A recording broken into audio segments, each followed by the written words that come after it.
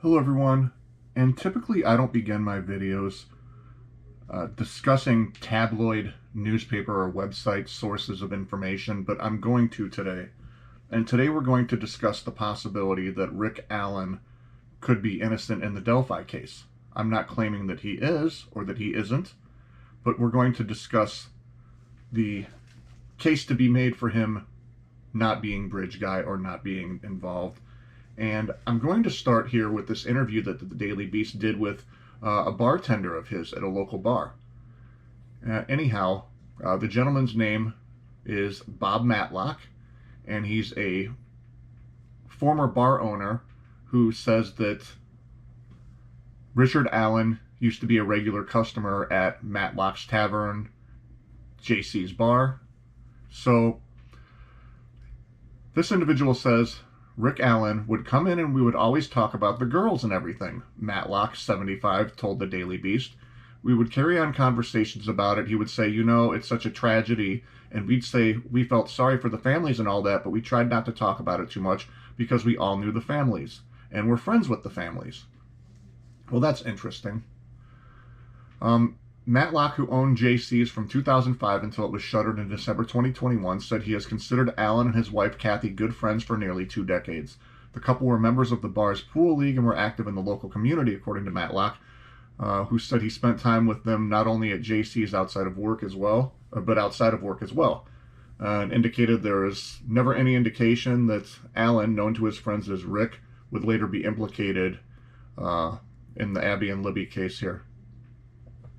He said, I just couldn't believe it when they arrested him, said Matlock. I said, well, that can't be the Rick we know. And then we come to find out it was. There wouldn't have been any inkling to anyone that knew him that would expect him to do something like that. He just didn't seem that type of person, but you never know. And when you scroll down, this bar owner also says, quote, to me, even the voice, I didn't think that resembled Rick's voice, said Matlock. Everybody listened to all this because everybody was interested. So the bar owner doesn't think that it's Allen's voice, and you better believe that the defense team is going to talk about that as well.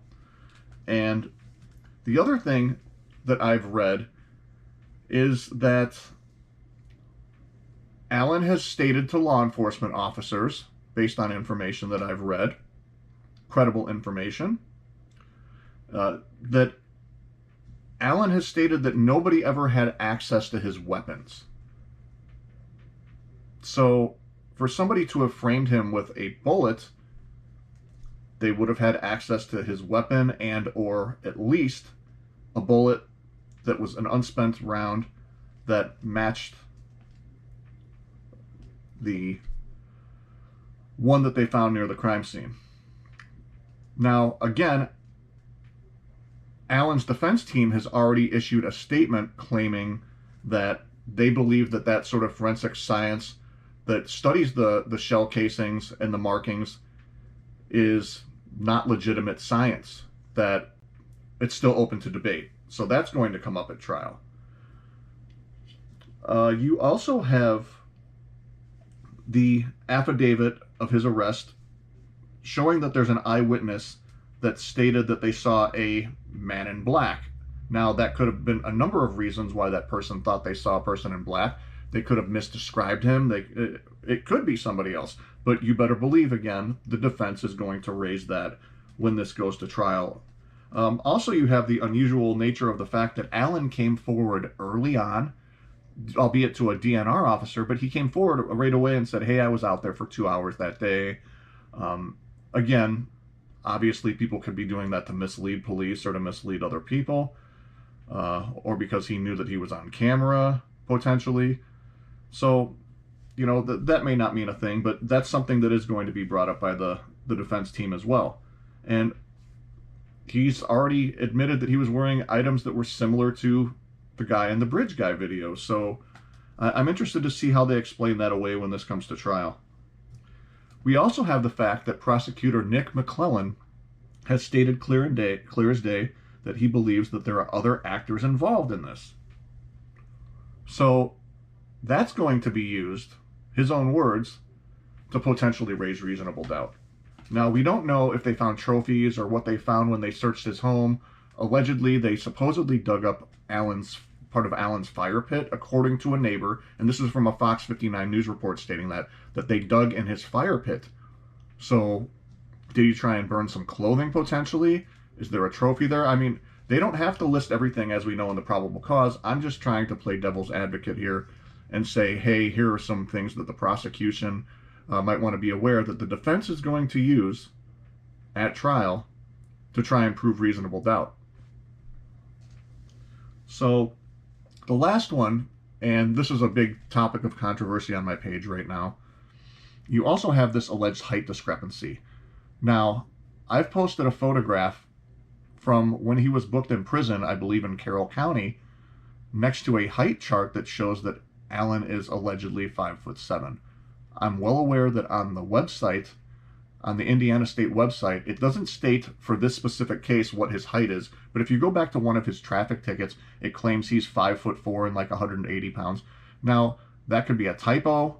Again, I know on my own driver's license, they've just asked me in ensuing years as I've gotten older, hey, how tall are you?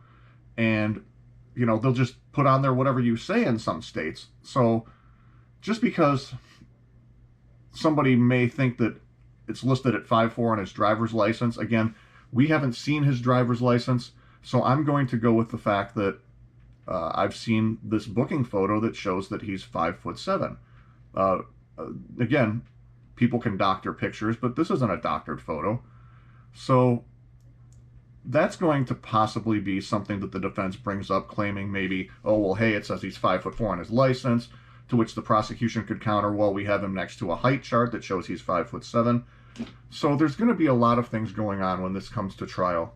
If there's anything else you guys think that might point to his innocence, please feel free in the comments section, but do so respectfully and rationally, okay? Don't just say, well, I think it's this because of this wild, speculation or that wild speculation. Really think about this critically. Is there any way he could have possibly been framed? Again, he says he never let anybody borrow his weapons. I mean, who knows what's true, what's not true? We're just going through the facts that we know as they are currently, and over time, those seem to change. If you like my videos, please feel free to hit the like button. If you don't like them, it's a free country. That's your right and that's your opinion. I hope everybody's doing well out there, and I hope they enjoyed this video.